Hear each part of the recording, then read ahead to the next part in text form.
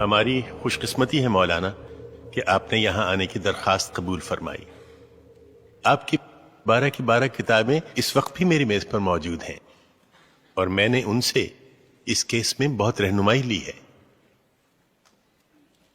یہ فرمائیے کہ شرعی نقطہ نظر سے کیا ایک مسلمان لڑکی کا غیر مذہب میں نکاح جائز ہے؟ اہل کتاب میں جائز تو ہے، لیکن ایسا نہ ہو تو بہتر ہے۔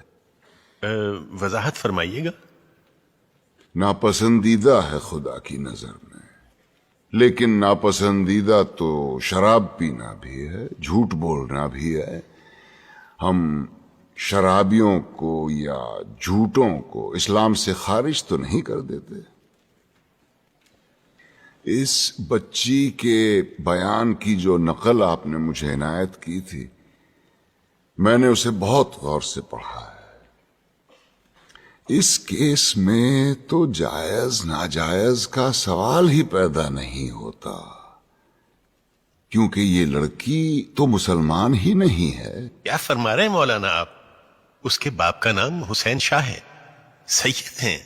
بس کیا صرف نام مسلمانوں والا ہونا کافی ہے؟ عیسائیوں کے ملک میں پیدا ہوئی، عیسائی عورتوں نے اس کی تربیت کی، نام عیسائیوں والا رکھا گیا، باپ نے بغیر شادی کے اسے مائیں لا کے دی، اور آپ اس پر یہ الزام لگا رہے ہیں کہ یہ غیر اسلامی کام کر رہی ہے۔ سبحان اللہ! یہ تو ویسا ہوا کہ کسی کے ڈاکٹر بننے سے پہلے آپ اس پر اعتراض کریں کہ اسے آپریشن کرنا نہیں آتا۔ تو آپ کے خیال میں قصوروار کون ہے؟ ایک ہیں اس بچی کے والد صاحب، اور دوسرے ہیں ایک محترم مولانا صاحب، جنہوں نے اسلام کی ایک نہایت غلط تصویر دکھا کے اس بچے کو جذباتی کیا اور اسے ثواب کا لالچ دے کے اس سے گناہ کروایا۔ گویا آپ یہ کہہ رہے ہیں کہ ایک باپ اپنی بیٹی کی شادی اپنی مرضی سے نہیں کر سکتا؟ صرف اپنی مرضی سے ہرگز نہیں۔ اور اسلام ایک لڑکی کو اپنی مرضی سے شادی کرنے کی اجازت دیتا ہے؟ اجازت؟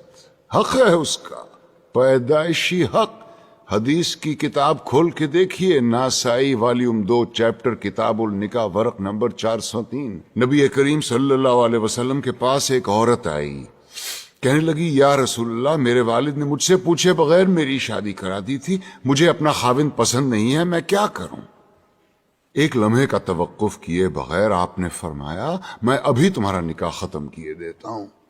وہ بولی بس رسول اللہ، مجھے طلاق نہیں چاہیے، میں صرف اپنا حق معلوم کرنا چاہتی تھی۔ حدیث کی دوسری کتاب کھولیے، بخاری شریف والیوم 3 چیپٹر کتاب النکاح ورق نمبر 94۔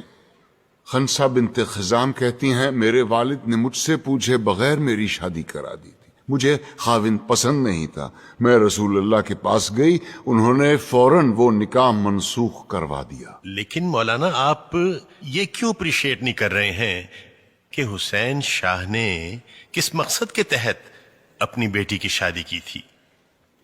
اور مولانا طاہری نے تو سرمد کو، جو کہ ایک ناچنے گانے والا، جینز پہننے والا مغرب زدہ نوجوان تھا، اسے اسلامی حلیے میں ڈھال کر ایک عاشق رسول بنا دیا۔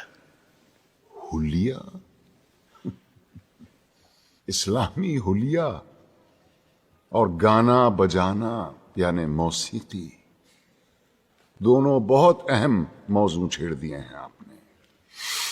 پہلے آئیے موسیقی کی طرف۔ دلائل کا ایک انبار ہے میرے پاس موسیقی کے حق میں، لیکن میں صرف ایک دلیل دینا چاہتا ہوں جس کے بعد دوسری کوئی دلیل ہو ہی نہیں سکتی۔ آپ یہ بتائیے کہ آج تک دنیا میں پیغمبر کتنے اتارے گئے؟ جی 1,24,000۔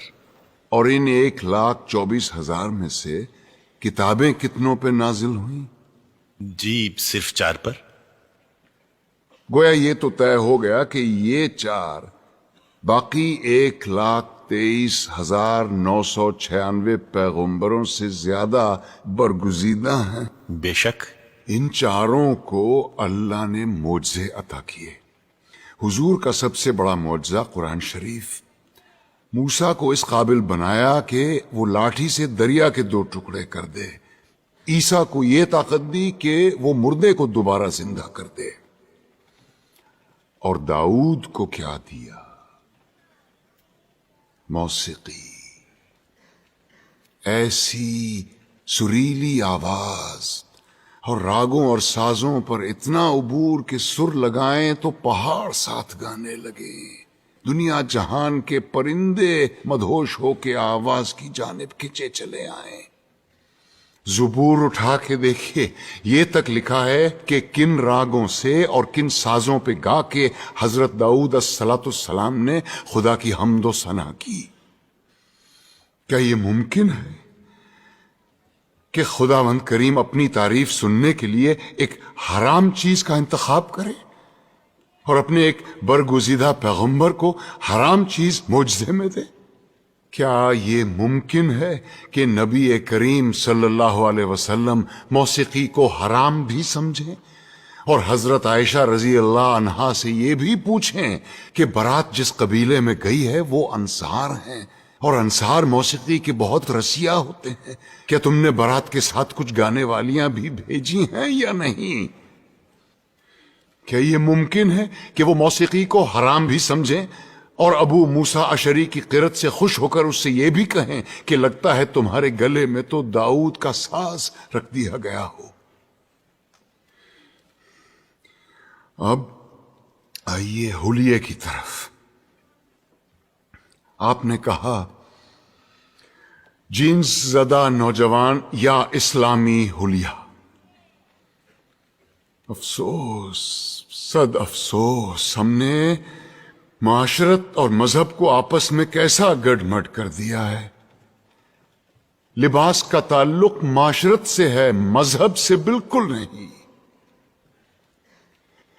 یہ کیسے ممکن ہے کہ ایک ایسا دین جو بقول ہمارے ساری کائنات اور تمام زمانوں کے لیے اتارا گیا، وہ لباس کے لیے کسی ایک خاص یونیفارم پر اصرار کرے؟ پر ہم اتنے معصوم ہیں کہ الاسکا کے برفیلے میدانوں میں یا نیوزی لینڈ کی منجمد پہاڑوں میں بھی اگر کوئی اسلام قبول کرے تو ہم اس سے کہیں گے کہ اسلام کی تعلیمات تو ہوتی رہے گی، پہلے شلوار پہنو اور اسے ٹخنوں سے اوپر رکھو. اور یہی رویہ ہمارا داڑھی کے سلسلے میں بھی ہے. لیکن داڑھی تو مولانا آپ نے بھی اتنی لمبی رکھی ہوئی ہے. الحمدللہ، مگر اپنی مرضی سے رکھی ہے. دین نے فرض نہیں کی مجھ پہ. دین میں داڑھی ہے، داڑھی میں دین نہیں. سنت موقدہ ہے، رسول اللہ کی تھی. جو عاشق رسول ہے وہی داڑھی رکھتے ہیں. بالکل درست فرمایا آپ نے، لیکن داڑھی عشق کا آغاز نہیں، انتہا ہے بیٹے. عشق جب انتہا کو چھوتا ہے تو عاشق کا جی چاہتا ہے کہ وہ بھی دکھنے میں اپنے محبوب جیسا بن جائے.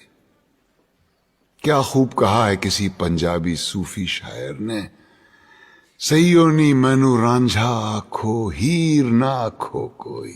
کہیں ہم غلطی تو نہیں کر رہے ہیں کہ عاشق کا پہلا قدم عشق کی آخری سیڑھی پہ رکھوا رہے ہیں؟ کیا وجہ ہے بیٹے کہ اتنے لمبی لمبی داڑھیوں والے 3-3 4-4 حج کیے ہوئے حاجی صاحبان اسمگلنگ کرتے یا جھوٹ بولتے عام نظر آتے ہیں؟